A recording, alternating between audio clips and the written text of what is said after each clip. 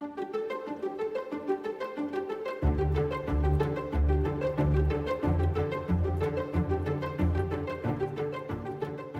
modern era of ufology began in the late 40s and early 50s. Since then, people have come forward with inside information, allegedly from the government, on the UFO Enigma. Some have been civilians, government employees, retired military, and active military. In the UFO community, these brave souls, willing to risk it all to tell the public what is really going on, have been called whistleblowers.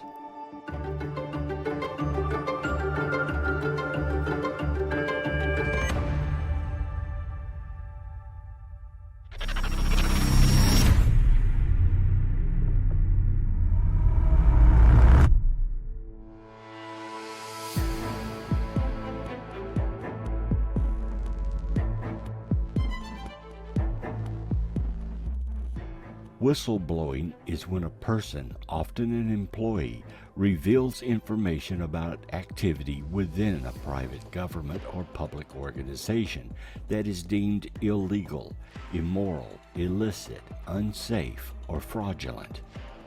Whistleblowers can use a variety of internal or external channels to communicate information or allegations. In the case of ufology, it is often inside secret information about government dealings with the subject that the whistleblower deems important for the public to know. This can include leaking information, coming forward with direct or indirect knowledge, or speaking up after retirement.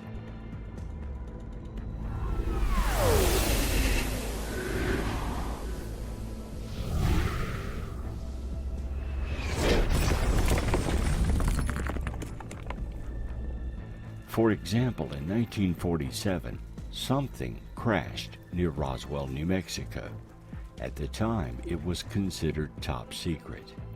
In the early 1980s, Jesse Marcel, a lieutenant colonel in the United States Air Force retired, came forward with information about what had crashed.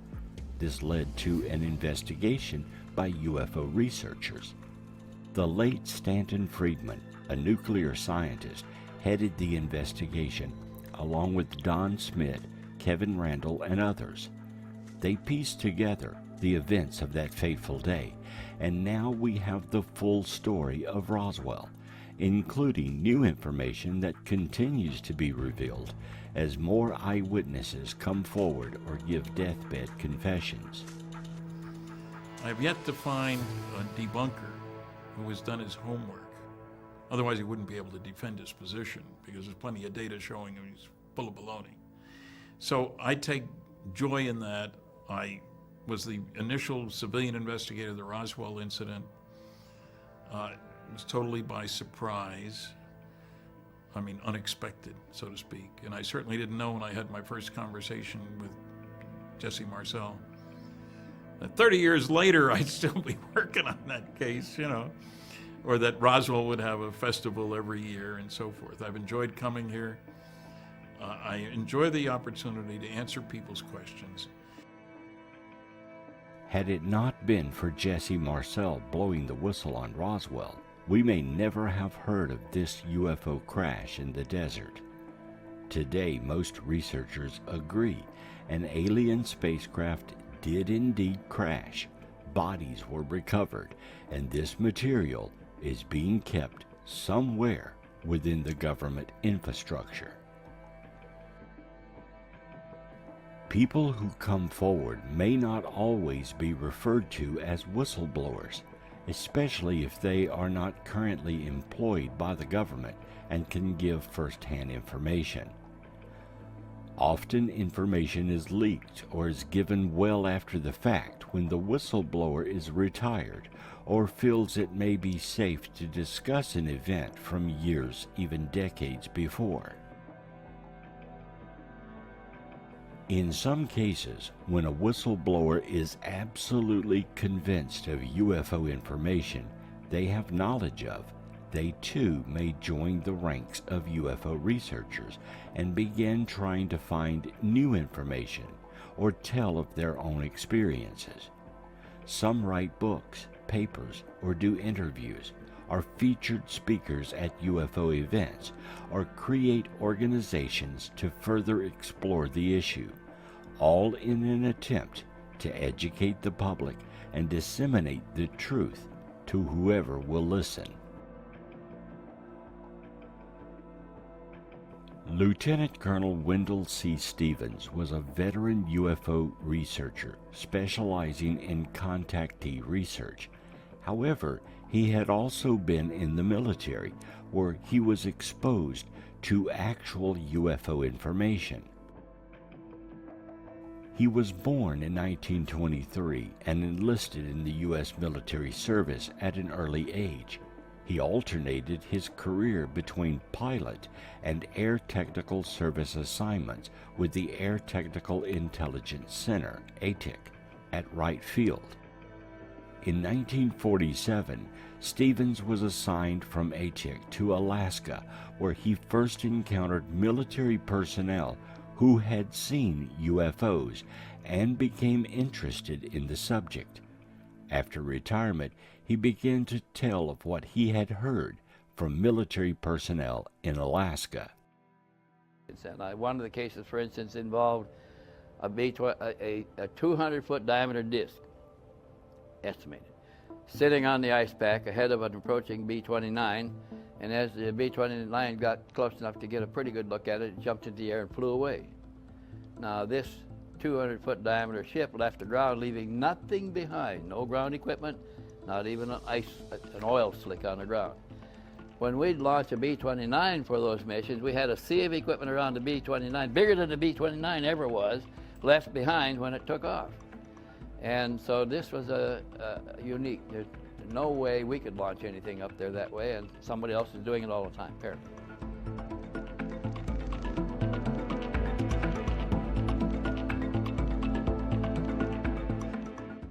In 1988, two FBI offices received similar versions of a memo titled Operation Majestic 12, claiming to be highly classified government documents.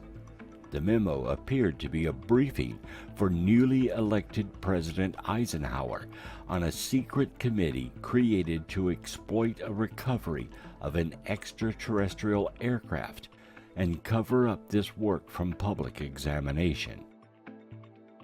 You going to mug me? Am I going to mug you? Is that gorgeous or what, eh? And I believe I can run a decent marathon. Thank you very much. Download Veely now. These documents were leaked to UFO researchers, and the late Stanton Friedman began an investigation on the truth and veracity of the documents. He did exhaustive investigations and found much of the information to be plausible. The saucers are real, they're classified higher than the H-bomb, and this secret committee, headed by Dr. Vannevar Bush within the Research and Development Board, is looking into the modus operandi, how the saucers work, basically. And then it says, and they're also talking about mental aspects of the whole phenomenon, which is interesting. No one knows who leaked the documents or if they actually are real. The government denies they are authentic, and many researchers today have dismissed them as bogus. However, Stanton believed they could be actual government documents and presented real information, or they could be part of some disinformation campaign. In any case, the controversial documents have been thoroughly investigated, and some believe an anonymous whistleblower was trying to get authentic information out about this group or a similar group that actually did exist and may still exist today. Governments keep secrets, sometimes for decades. It's important they not allow enemy governments to know what they have and how they plan to use it.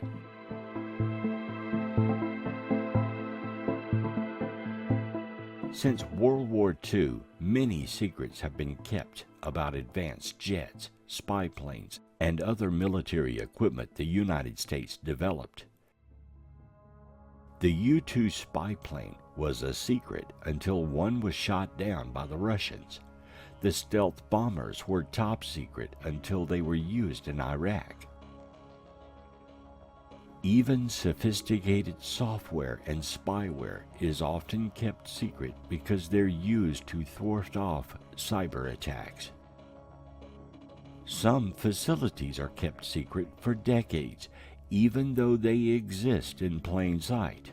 Area 51 in Nevada is one such secret base.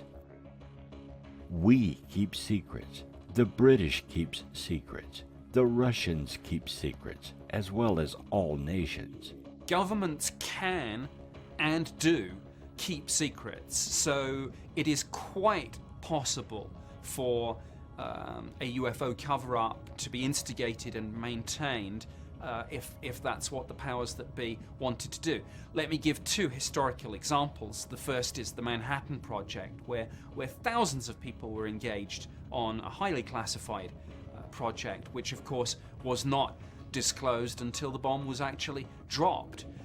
Another example, perhaps in a sense an almost better example because of the time that this secret was kept, is the breaking of the German codes during the Second World War, and particularly the Enigma machines and the work done from places like Bletchley Park in the UK. And even after the war was over, this secret was kept for decades, and I think it was only towards the end of the 1960s that actually it was revealed in a book, I think, that yes, actually we'd broken the German codes.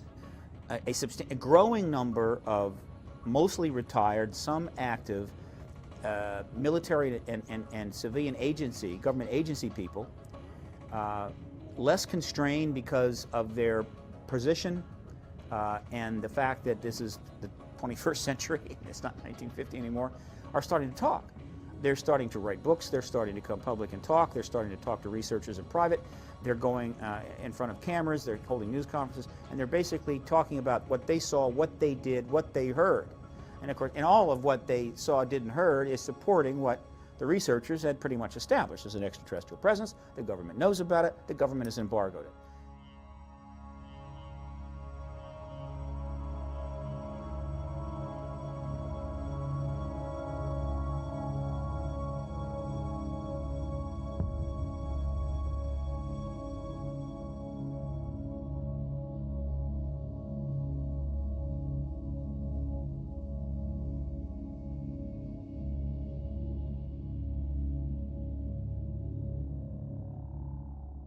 Rumors have existed for decades about secret government and military programs whose task is to retrieve crashed vehicles or those which have been shot down intentionally.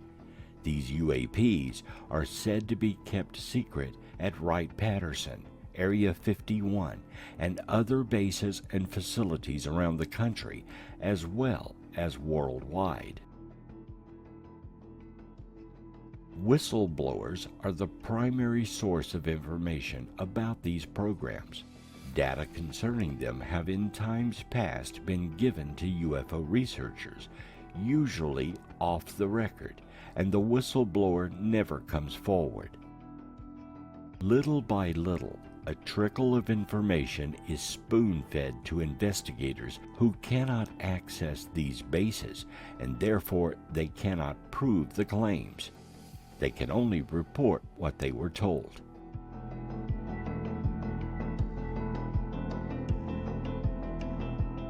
From what researchers have been able to gather, there appears to be a top-secret crash retrieval program currently active in America and abroad to recover UAPs and UFOs whenever possible. There is even a military squad or team that is trained in such retrievals. Projects that involve the retrieval of crashed discs. So what his job was to go out with a number of other people who were recruited from various military services, that they would come together They would then be told to go to a particular location, and they would then have the responsibility of sanitizing and retrieving whatever information and whatever physical evidence there is about a crashed extraterrestrial vehicle in different locations in the United States or elsewhere.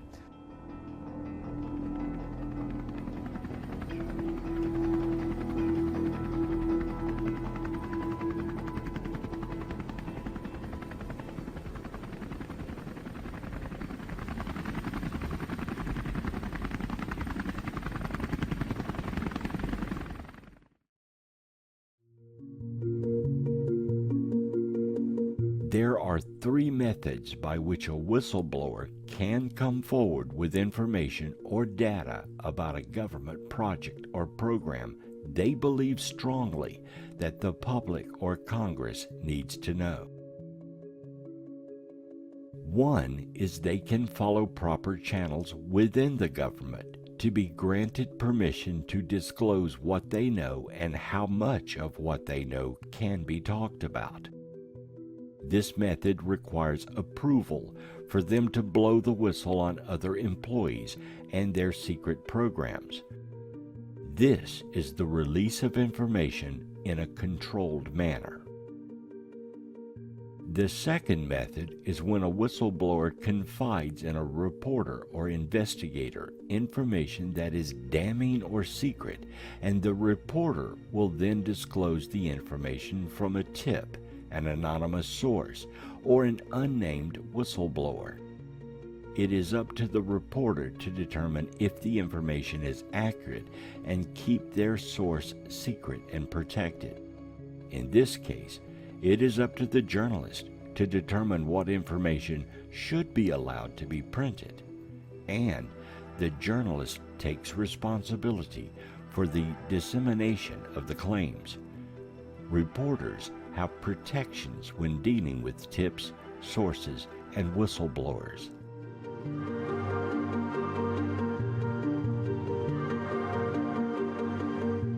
The third is to leak information out in such a way they remain completely anonymous, such as when the MJ-12 documents were disclosed.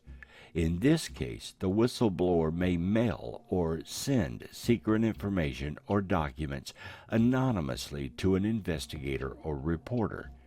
In this case, the information may be in question because there's no way to verify it or the credibility of the whistleblower. Depending on how secret the information is, the source could be arrested if discovered. Often retired military personnel will talk about things they witnessed or were a party to when they were in active service. These stories abound among UFO researchers, and in many cases, the individual may write books on their involvement in secret programs. The government will usually dismiss these claims and deny them. To fine, arrest, or jail the person talking about such information would be admitting it is true and worth criminal prosecution. A compelling case where a UFO was seen over at least 2, maybe 3 different nights. Witnesses were United States Air Force personnel based in the UK at the twin bases of Bentwaters and Woodbridge. Those witnesses included Lieutenant Colonel Charles Holt, the deputy base commander. There was physical trace evidence in terms of an assessment of radiation levels taken at the landing site. I mean, this wasn't lights in the sky. This was a metallic craft that actually was seen to land in a clearing in the forest. The MOD's defense intelligence staff assessed those radiation levels as being, and this is a direct quote from an MOD document, which is up on their own website, significantly higher than background. Now, these radiation levels were about 8 times the normal background levels that you would expect for that particular area.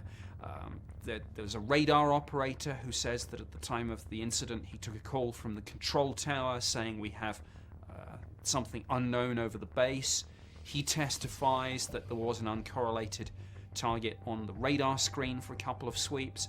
Colonel Holt talks about light beams being fired down from the UFO at him and his men, and how later on in the night the UFO was firing light beams down at the weapons storage area on the military base. So in terms of hard evidence from credible eyewitnesses and the physical evidence in terms of things like radar and radiation levels, this case is about as good as it gets.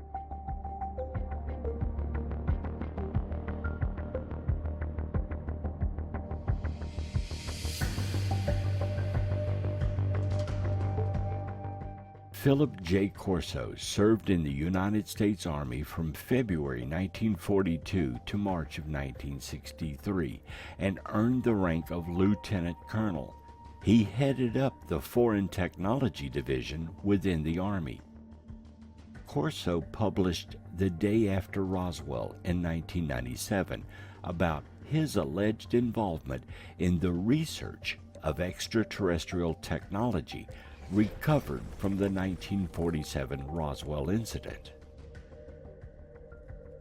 On July 23, 1997, he was a guest on the popular late-night radio show Coast to Coast AM with Art Bell, where he spoke live about his Roswell story.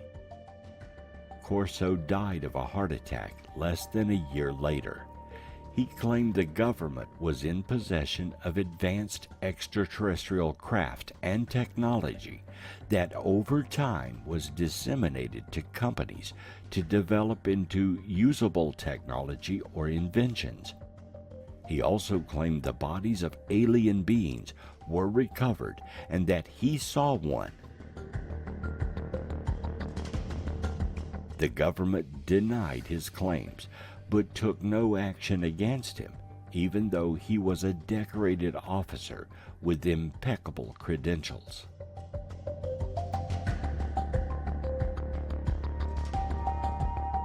Another case of possible leaked information from a whistleblower is the story by Bob Lazar. Lazar is an American businessman who claimed he was hired in the late 1980s to reverse engineer extraterrestrial technology. This work supposedly occurred at a secret site called S4, a subsidiary installation allegedly located several miles south of the United States Air Force facility, popularly known as Area 51. Lazar purports to have examined an alien craft and read U.S. government briefing documents that described alien involvement in human affairs over the past 10,000 years. His claims brought additional public attention to Area 51 and fueled conspiracy theories surrounding its classified activities. His assertions have been analyzed and rejected by skeptics and some ufologists, although he retains a following of supporters.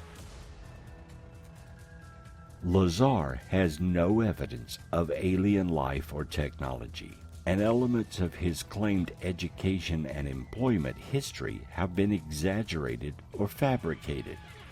Perceptions of Lazar have also been affected by criminal activity. He was convicted in 1990 for his involvement in a prostitution ring, and again in 2006 for selling illegal chemicals. Journalist Ken Lane states, "A lot of credible people have looked at Lazar's story and rationally concluded he made it up. However, some of his detailed information about S4, the fact it does exist, and the saucer's flight capabilities is consistent with other claims. We simply do not know if Lazar is an actual whistleblower or just a good storyteller."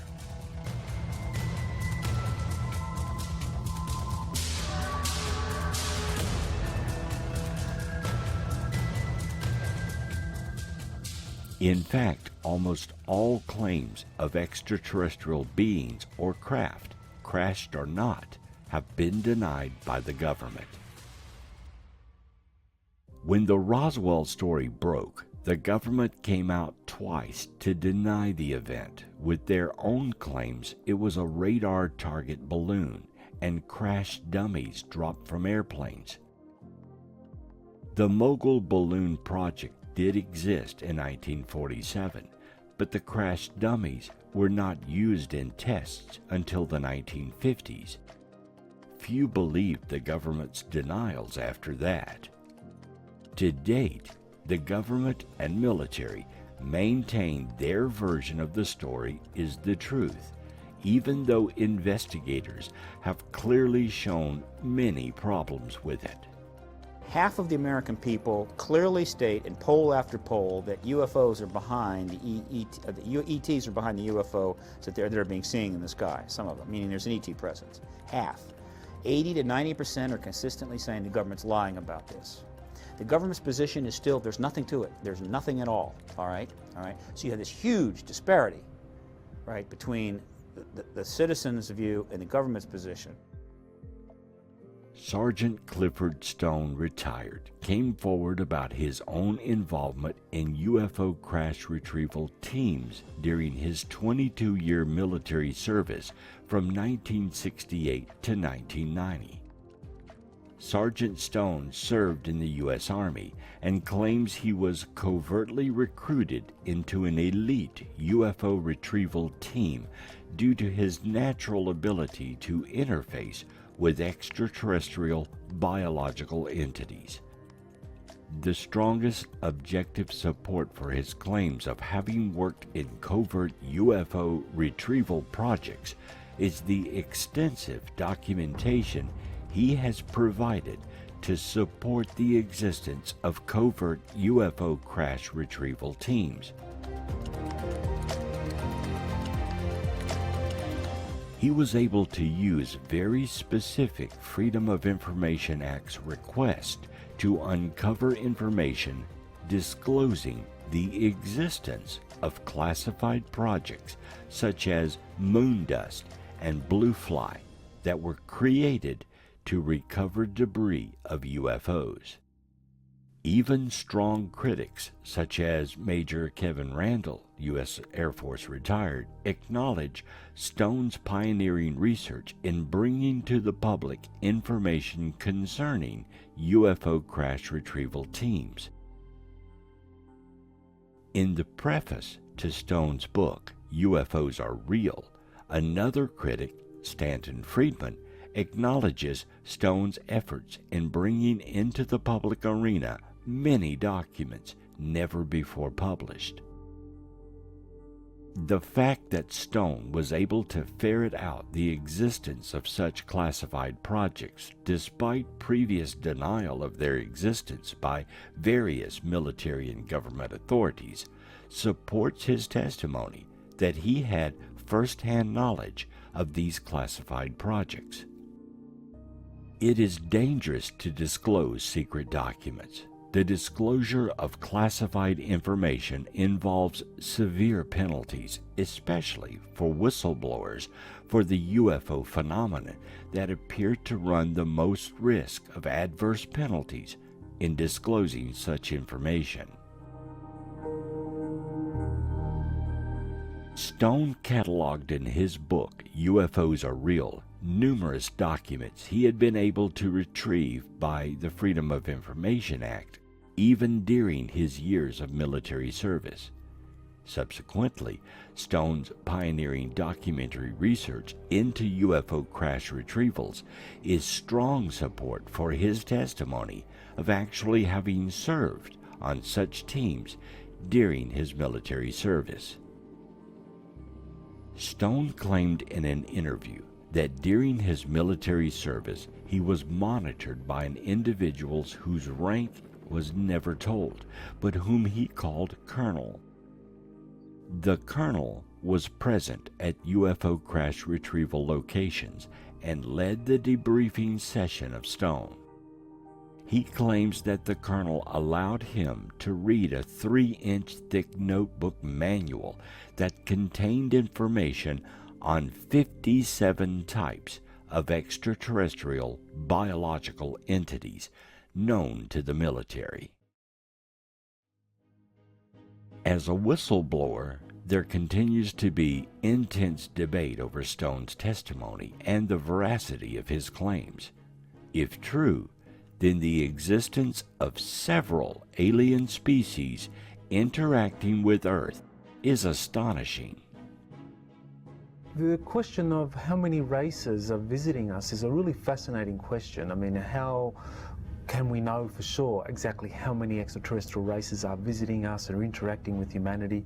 I mean, there are different sources disclosing some of that information. I found the most credible to be whistleblowers, people who have worked in these various secret projects, who in some way have kind of been given information that gives them an idea of exactly how many races are here. In the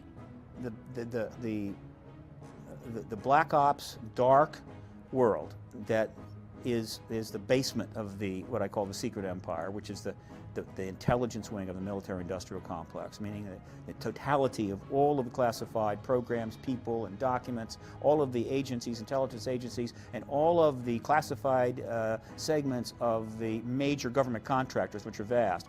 That's the secret empire. It's vast. It's bigger than the Roman Empire. And in its basement, there are things going on which we cannot even fathom. All we get are little hints on occasion, right?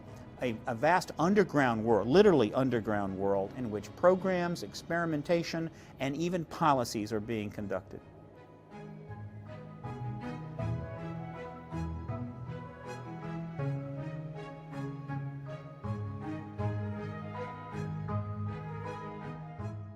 Luis Elizondo is a former U.S. Army counterintelligence special agent and former employee of the Office of the Undersecretary of Defense for Intelligence. From 2008 until his resignation in 2017, Elizondo worked with the Office of the Undersecretary of Defense for Intelligence in the Pentagon.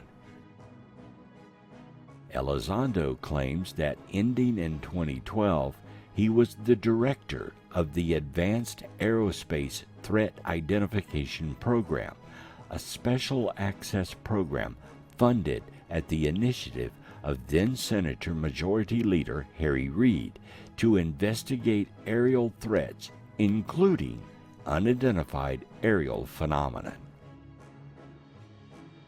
Elizondo told a reporter he thought that he might have been selected for ATIP because of his scientific background, work as a counterintelligence agent protecting American aerospace technology, and the lack of interest in science fiction. According to the Department of Defense, the ATIP program ended in 2012 after 5 years. Elizondo claims he worked with officials from the U.S. Navy and the CIA out of his Pentagon office for this program until October 2017, when he resigned to protest what he characterized as excessive secrecy and internal opposition. Elizondo asserts that underestimating or ignoring these potential threats is not in the best interest of the department, no matter the level of political contention.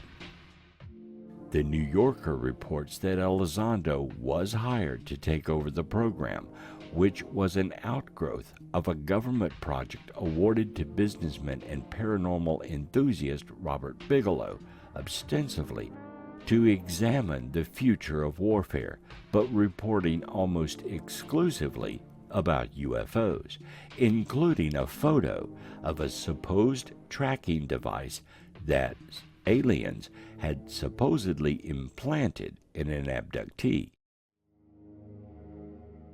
His position in the ATIP program was questioned by The Intercept and challenged by Pentagon officials, with spokesperson Christopher Sherwood saying Mr. Elizondo had no responsibilities with regard to the ATIP program while he worked in OUSDI, the Office of Undersecretary of Defense for Intelligence, up until the time he resigned, effective October of 2017.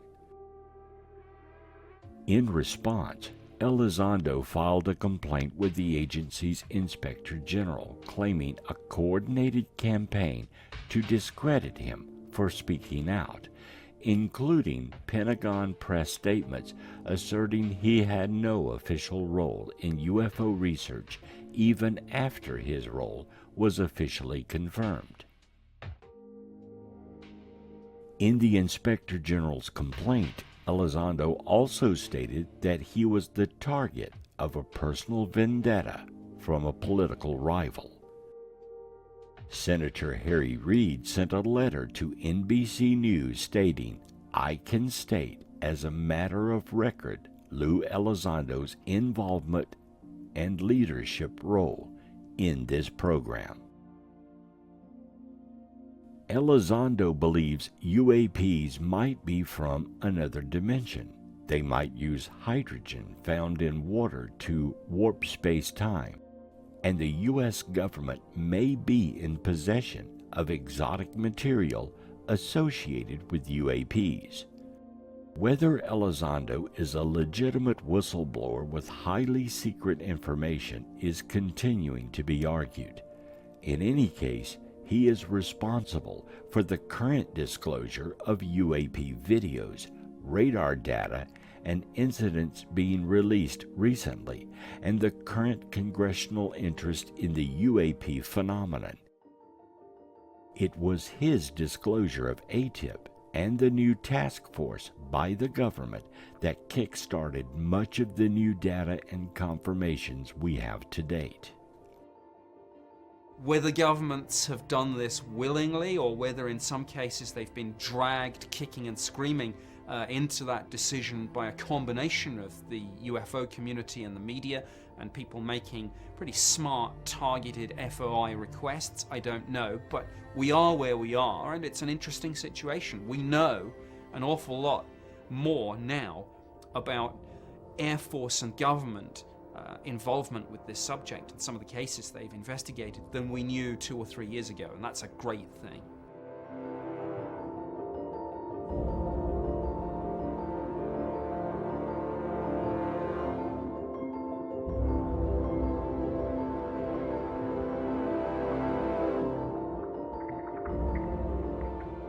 David Charles Grush is a decorated Afghanistan combat veteran and former Air Force intelligence officer who worked in the National Geospatial Intelligence Agency, the NGA, and the National Reconnaissance Office, the NRO. From 2019 to 2021, he was the representative of the NRO to the Unidentified Aerial Phenomenon Task Force. From late 2021 to July 2022, he was the co-lead for UAP analysis at the NGA and its representative to the task force. He assisted in drafting the National Defense Authorization Act of 2023, which includes provisions for reporting of UFOs, including whistleblower protections and exemptions to non-disclosure orders and agreements. Congressional interest in UFO sightings immediately prior to Grush's public claims surrounded questions about the 4 objects that the Air Force shot down in February of 2023. One was a Chinese spy balloon, while the other's identity was never disclosed. In 2023, United States Air Force officer and former intelligence official David Grush was interviewed by various media outlets and testified in a U.S. House of Representatives congressional hearing. Grush claimed that he had conversations with unnamed officials that led him to believe that the U.S. federal government maintains a secretive UFO or UAP recovery program and is in possession of non-human spacecraft along with their dead pilots, which he referred to as non-human biologics. You've stated that the government is in possession of potentially non-human spacecraft. Based on your experience and extensive conversations with experts, do you believe our government has made contact with intelligent extraterrestrials? Something I can't discuss in public setting. If you believe we have crashed craft, stated earlier, do we have the bodies of the pilots who piloted this craft? As I've stated publicly already in my News Nation interview, biologics came with some of these recoveries, yeah. Were they, I guess, human or non-human biologics? Non-human, and that was the assessment of people with direct knowledge on the program I talked to that are currently still on the program. And was this documentary evidence, this video, photos, eyewitness? Like, how would that be determined? The specific documentation I would have to talk to you in a skiff about. Who in the government, either what agency, sub-agency, what contractors, who should be called into the next hearing about UAPs, either in a public setting or even in a private setting? And you probably can't name names, but what agencies or organizations, contractors, et cetera, do we need to call in to get these questions answered, whether it's about funding, what programs are happening, and what's out there? I can give you a specific cooperative and hostile witness list of specific individuals that were in those. And how soon can we get that list? I'm happy to provide that to you after the hearing. Super, thank you.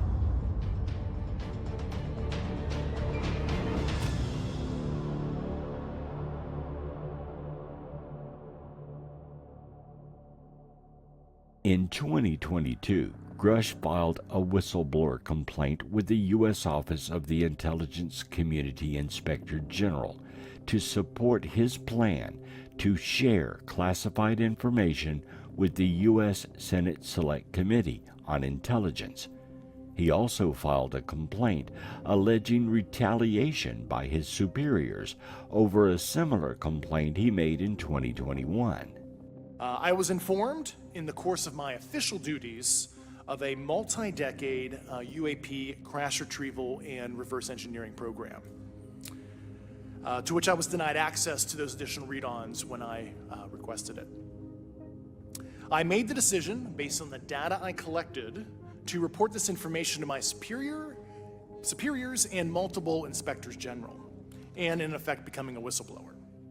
As you know, I've suffered retaliation for my decision, but I am hopeful that my actions will ultimately lead to a positive outcome of increased transparency.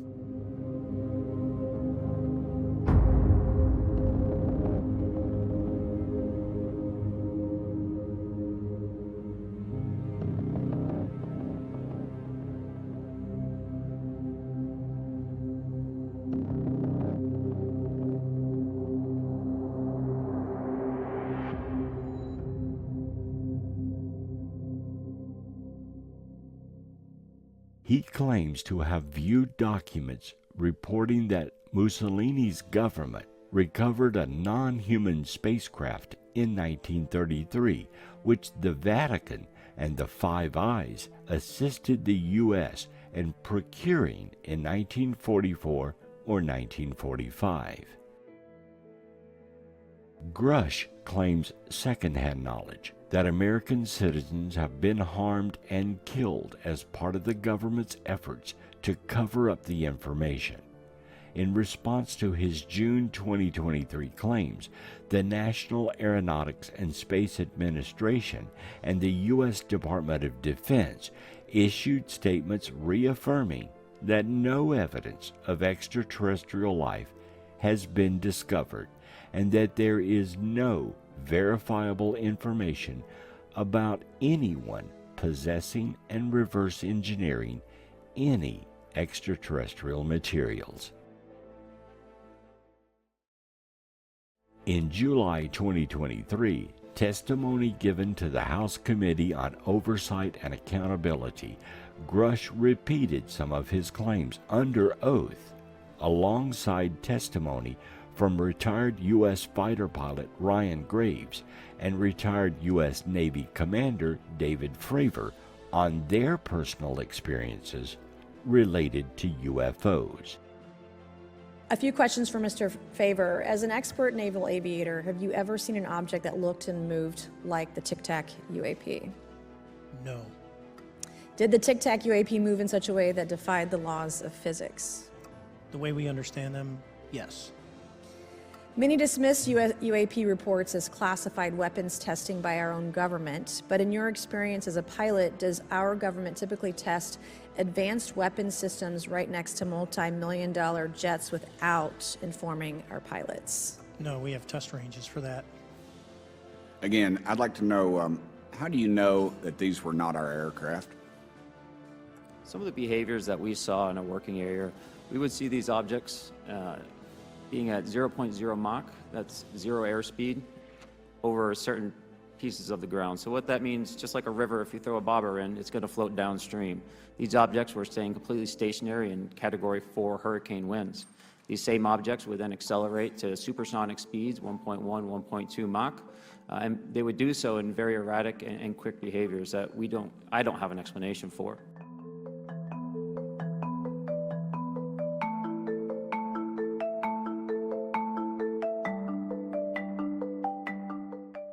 Grush testified that he could not elaborate publicly on some aspects of his claims, but offered to provide further details to representatives in a sensitive, compartmentalized information facility, or a SCIF.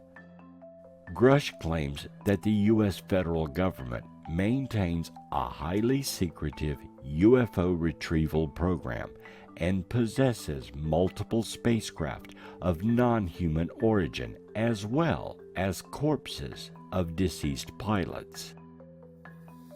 Grush also claims there is substantive evidence that white-collar crime took place to conceal UFO programs, and that he had interviewed officials who said that people had been killed to conceal the programs. Have you faced any retaliation or reprisals for any of your testimony or anything on these lines? Yeah, I have to be careful what I say in detail because there is an open whistleblower reprisal investigation on my behalf, and I don't want to compromise that investigation by providing anything that may help provide somebody information. But it was very brutal and very unfortunate, some of the tactics they used to hurt me both professionally and personally, to be quite frank. Yeah. It's very unfortunate. As they say, when you're over the target, that's when they do the most firing at you. Do you have any personal knowledge of people who have been harmed or injured in efforts to cover up or conceal these extraterrestrial technology? Yes. Personally. Have anyone been murdered that you would that you know of or have heard of, I guess? I have to be careful asking that question. I directed people with that knowledge to the appropriate authorities. Grush stated he tried to get the director of AARO to help him share his claims with Congress.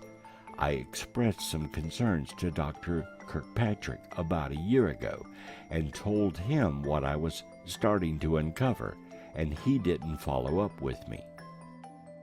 He said that UFOs could be coming from extra dimensions, that he had spoken with intelligence officials whom the U.S. military had briefed on football field-sized craft, that the U.S. government transferred some crashed UFOs to a defense contractor, and that there was malevolent activity by UFOs.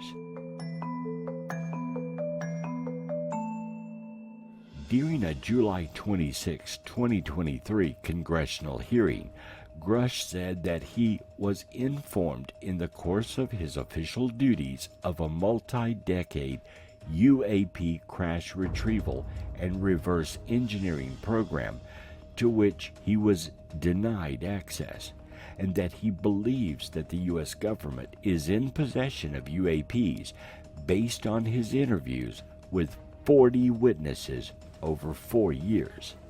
Grush claimed in response to congressional questions that the U.S. has retrieved non-human biological matter from the pilots of the craft, and that this was the assessment of people with direct knowledge on the UAP program he talked to that are currently still on the program.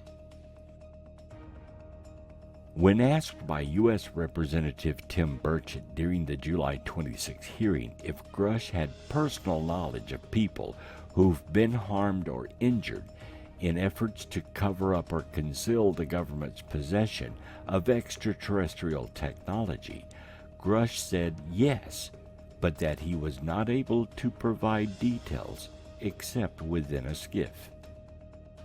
Many critics of his claims have pointed out that they are just hearsay, where a guy says he knows a guy who knows another guy who heard from a guy that the government has alien spaceships. Critics also said of Grush's account that it's an extraordinary claim and it requires extraordinary evidence, none of which we're getting, adding, "Show me the spaceship." Often, when whistleblowers do come forward, they do not have any evidence because the government is not about to provide any.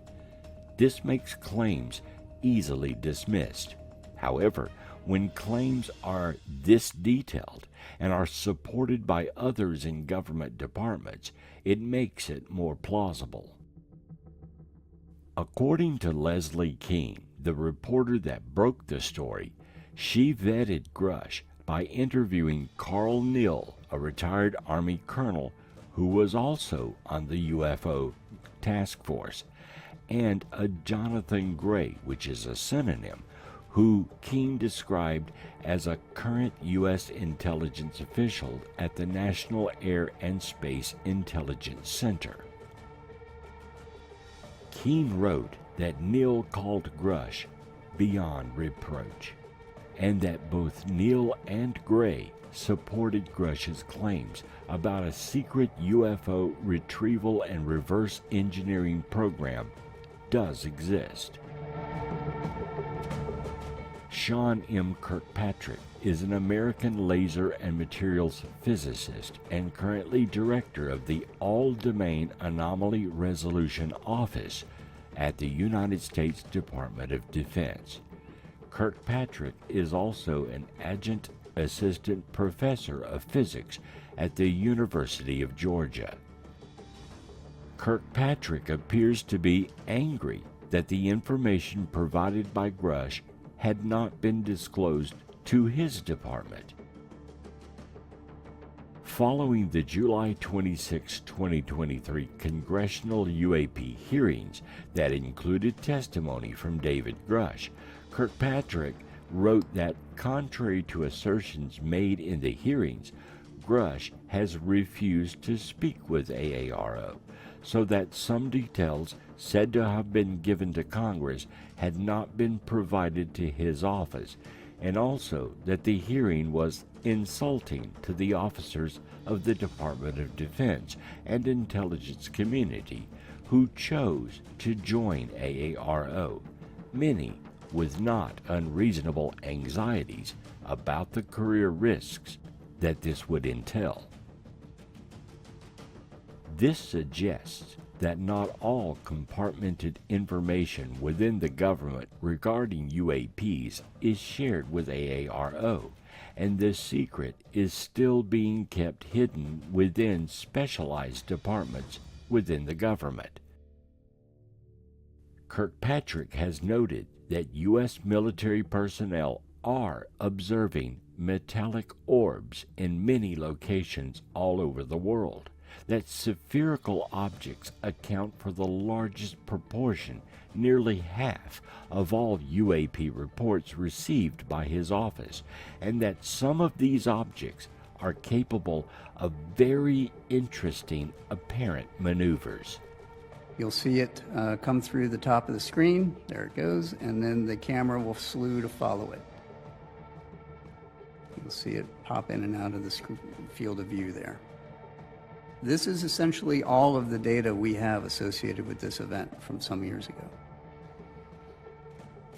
It is going to be virtually impossible to fully identify that just based off of that video.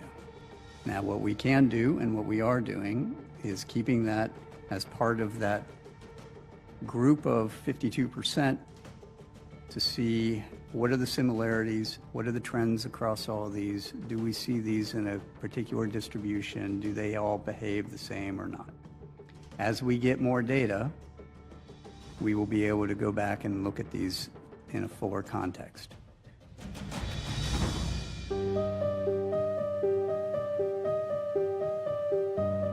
Whistleblowing is nothing new.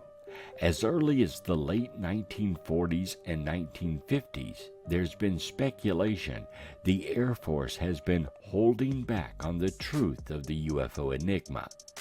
One of the first to bring this to the public's attention was Donald Edward Kehoe.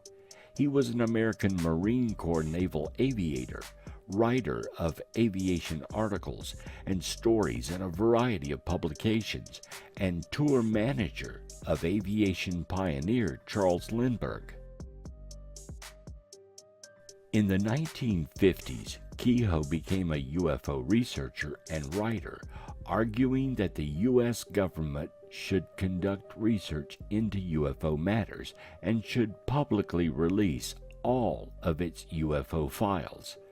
Kehoe had access to naval, marine, and other pilots and their stories. In 1947, the Air Technical Intelligence Center at Dayton, the top Air Force intelligence men and scientists under contract, sent a secret document to the commanding general of the Air Force saying that whatever these things were, they were real. In 1948, ATIC, the same group, sent a top secret estimate to the commanding general, Hoyt Vandenberg, said these were interplanetary spaceships. In 1952, there was an intelligence analysis of the maneuvers of these things, as seen by radar, triangulation, radar photographs, and in 1953, the Central Intelligence Agency and the Air Force had a special panel of scientists meet at the Pentagon to tell them what to do. And after they got through, this group said, you don't have proof that these things exist, not scientific proof, but you have a very strong circumstantial case. We suggest you quadruple the investigation, set up special observation posts, and in the meantime, release everything you've got to the American people. Now, you've got 4 documents there that they've been sitting on all this time. Now and they have been spending a lot of money investigating flying saucers. If they don't exist, why the money? Why did the intelligence teams rush out every time there's a sighting?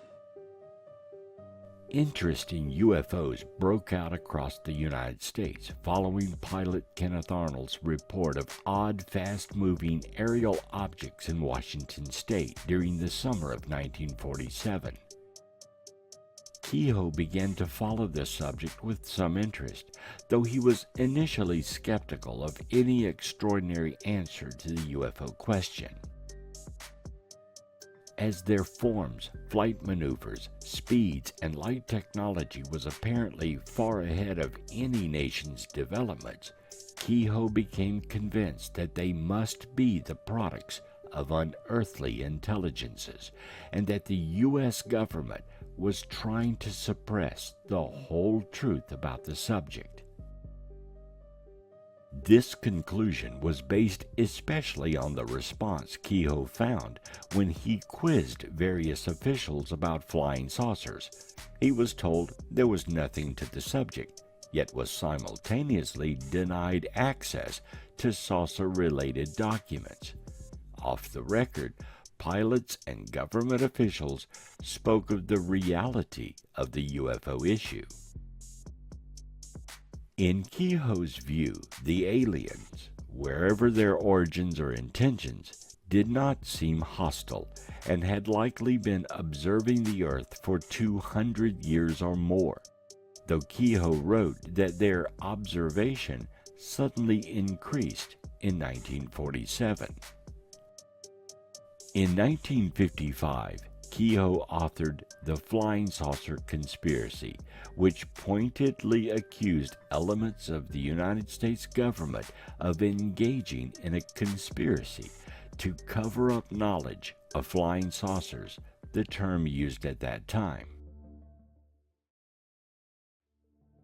Kehoe claims the existence of a silence group of orchestrating this conspiracy.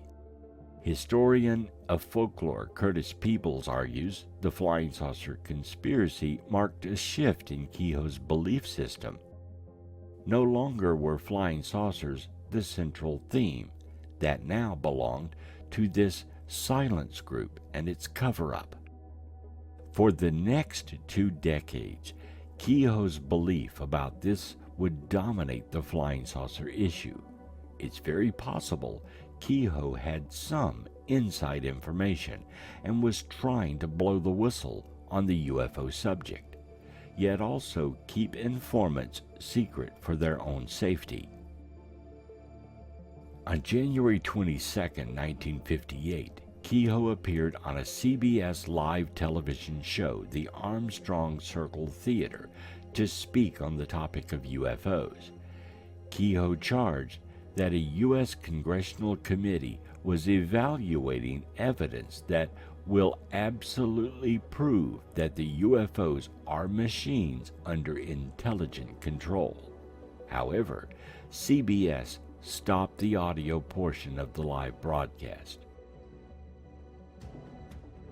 Herbert A. Carlberg, CBS Director of Editing, stated this program had been carefully cleared for security reasons. Was Kehoe being silenced by the Air Force or a worried network? Kehoe died in 1988, fully believing there were documents and government officials that were suppressing information about the UFO-UAP mystery. It was widely held that Kehoe had some inside information on the subject, especially in the early 50s when the Air Force was working with him. Later, when he began to figure out the reality of the UFO issue, they cut ties with him and began denying any information or documents existed. We now know that was not true. The Air Force and other military agencies had and continues to have extensive documents on UFOs. In retrospect, Major Donald Kehoe would have been the first whistleblower to present evidence that the government and military knew much more about this issue than they were willing to disclose.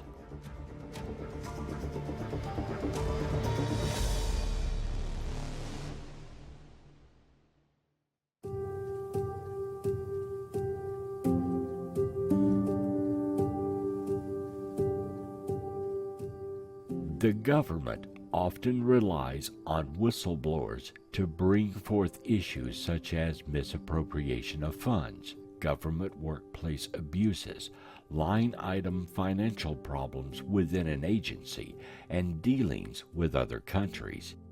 In fact, many of the major issues over the past 5 decades that came forth and became major news events started with a whistleblower. There are channels for such disclosure, and Congress seeks out these individuals so investigations can ensue. When a whistleblower does come forward, their testimony is taken very seriously. Investigations are initiated, and in time, usually, the issue is resolved. In some cases, it leads to criminal and civil lawsuits. Whistleblowers are a necessary and important component of a democracy. Problems cannot be fixed if you don't know they are happening, so whistleblowers are often the beginning of disclosure of an issue. The UFO-UAP phenomenon is no different. And throughout the history of the United States, we often rely on whistleblowers to bring out stories so they can be investigated. These stories may initially be denied, but with further investigation, often they lead to critical information once held secret from the public. Whistleblowers are often held as heroes who are working towards transparency. With the UFO-UAP issue, there is a fine line a whistleblower may not be able to cross. Their duty to oaths and the preservation of top-secret material that may be in the best interest of the country is considered. National security is a major issue that has to be considered. The revelation of one type of information may also include something that cannot be released. A whistleblower's own personal integrity will be scrutinized as well. Their rank and character is important to the investigation, and even mental health issues may come into play. Is the whistleblower a prankster, jokester, or mentally unstable? These character attributes may affect whether the individual is to be believed and can affect their testimony even if they are truthful. Many whistleblowers have had their own reputations destroyed by coming forward and faced reprisals from colleagues for speaking out. The decision by any individual to come forward and become a whistleblower is something that has to be taken seriously. There must be strong evidence that backs up their claims and a trail to follow to get to the truth. Whistleblowers have to disclose their information under oath, and penalties may ensue if it is found they are lying or exaggerating their testimony. Once a whistleblower does come forward, he or she not only puts themselves in danger, but co-workers and the agency they are reporting itself. Some whistleblowers have gone on to write books and do interviews, walking a fine line between what they can say and what they cannot reveal. They could even face charges of treason if they reveal any material related to national security. Speculative information may easily be denied, and the reputation of the whistleblower dismissed or even destroyed in order to keep the truth secret. Whatever you think the UFO issue represents, whether you believe they're extraterrestrial, whether you believe they're black projects, whether you believe that there are a number of different things going on, it seems to me that there are important defense, national security, and air safety issues involved. And that's another reason why I continue to be involved in this field and to speak very openly about it and to do my best to keep this subject in the public eye, particularly through getting it into the mainstream media. To date, no whistleblower has presented undeniable proof of the existence of aliens, alien materials, or extraterrestrial visitations to Earth. Claims of such are abundant, but so far nothing concrete has emerged due to a whistleblower's testimony. This does not mean the whistleblowers throughout the study of UFOs are lying. It simply means there's no physical proof of their claims, and physical proof is what science and skeptics need to lay this issue to rest. It is what the public needs as well, a definitive answer to the question of UFOs and UAPs. The government may change the name of the phenomenon, hide proof, and keep secrets for decades, but eventually the truth always prevails. Someone, somewhere, has access to the accumulated data regarding the UFO issue, and perhaps a new whistleblower in the future will bring forth this data in such a way it cannot be denied. The disclosure event is this and this only. It is the formal acknowledgement of this extraterrestrial presence by the governments of the world, probably starting with the United States government. That's it. Everything else, who they are, what they are, where they're from, how they got here, what their intentions are, what involvement have we had behind the scenes, what vehicles have crashed, what reverse engineering has been done, what treaties have been signed, and a million other things. All of that is post-disclosure. And that will be an informational battle that'll go on between the citizens' interest and the government's interest. And there will be endless and, well, there will be what will seem like indeterminable battles over the truth. But that process will be tripped by the disclosure event.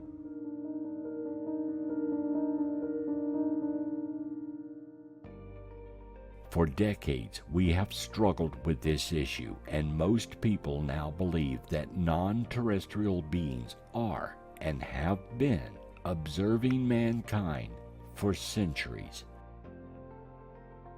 The question of UFOs and extraterrestrials is not a new development. Throughout history, strange and seemingly inexplicable phenomena have occurred and been reported or told as stories.